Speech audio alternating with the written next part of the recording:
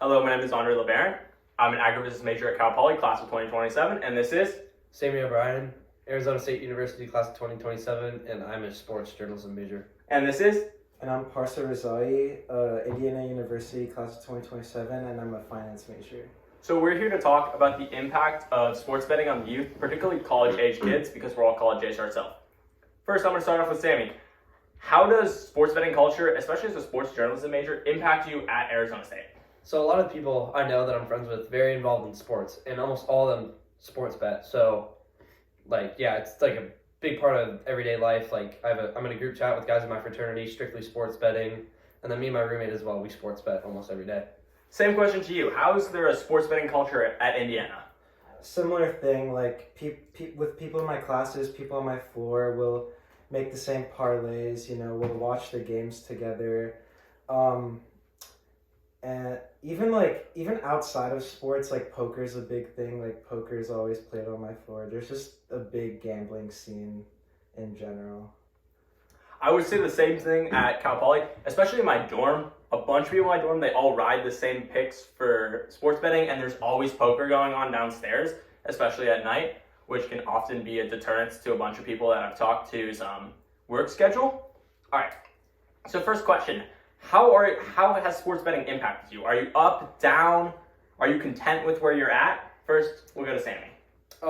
I'd say good. The habits obviously aren't good, but I'm up all the time. So, and I've used that money to treat myself in good ways. I was able to use it towards my flight home for Christmas break, which is pretty cool. So yeah. How much would you say you're up? Give an estimate.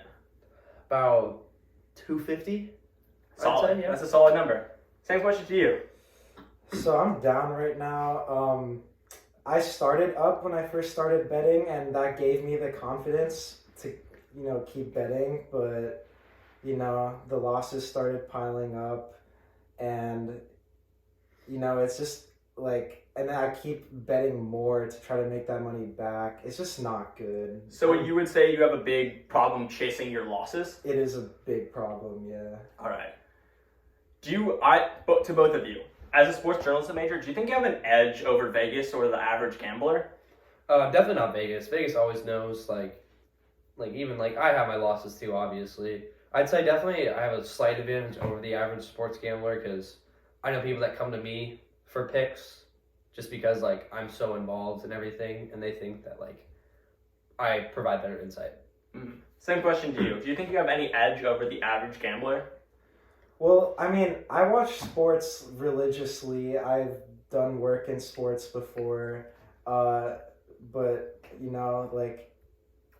it's just luck based at the end of the day. So you can know so much, and you can still be down just like me. So.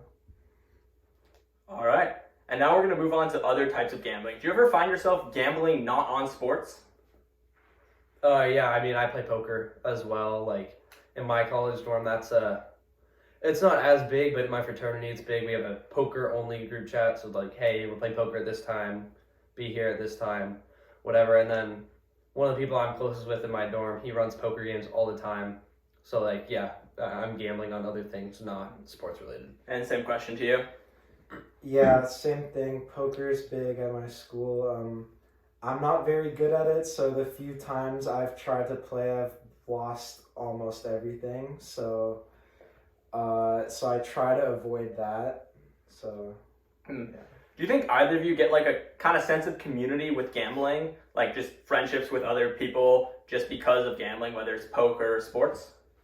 I think so. I think, especially in some of my classes, I feel like I've made really close friends just by whenever we get our work done, at the end of the class, we'll discuss what we should bet on today, what we think is good. And I think just us rooting for the same thing kind of brings us together, kind of. It's made me closer with a few people.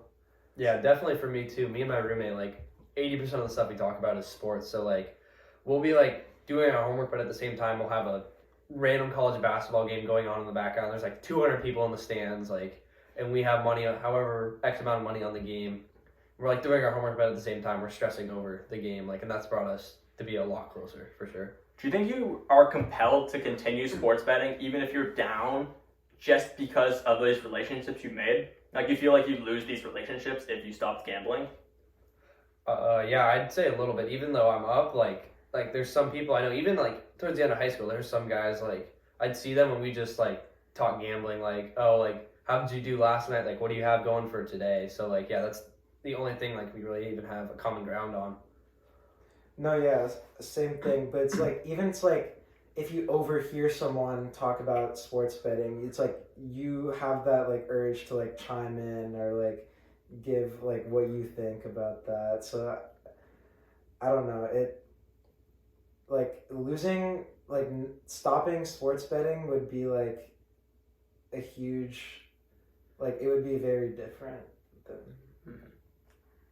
I feel that a lot in my dorm at Cal Poly. A lot of people are big into sports betting, and then I only kind of ever hear them talking about sports betting, and I feel like they lose those kind of like friendships if they stopped. All right, and then continuing the topic, like, do you think it's worth it? Like, for example, you're down, but do you think it's worth it for making those connections? I think as long as you're like you in moderation, like or you don't even need to use actual money. You can just look up bets and like just predict what's gonna happen, not put actual money into it and just see like how it does. There's other apps like Fliff where it gives you free money to start out and you try to work your way up. So you're not actually losing any money from that really. But and it's just like for the fun of, you know, like betting on something and rooting for something that happened. That like little rush in your head. You're like, Yeah. I just Yeah. made 50 cents. Yeah. Do you know of anyone, or you personally have had any really bad negative outcomes because of sports betting, or just betting in general?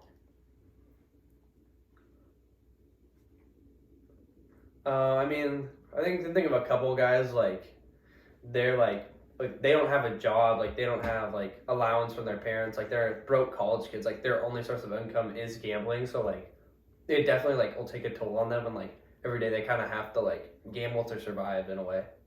Yeah, I know there's a lot of that too at Cal Poly. It's where people don't really get a consistent income because they don't have a job, and they're just like, the only way I can make money is doubling up gambling or poker or whatever. They consider it a job, which I know a lot of people can go down a lot because of that. All right. Thanks for being here. Great conversations. I appreciate the sincerity about this topic. Yeah, thank you. Yeah, thank All you. right. Was this long enough?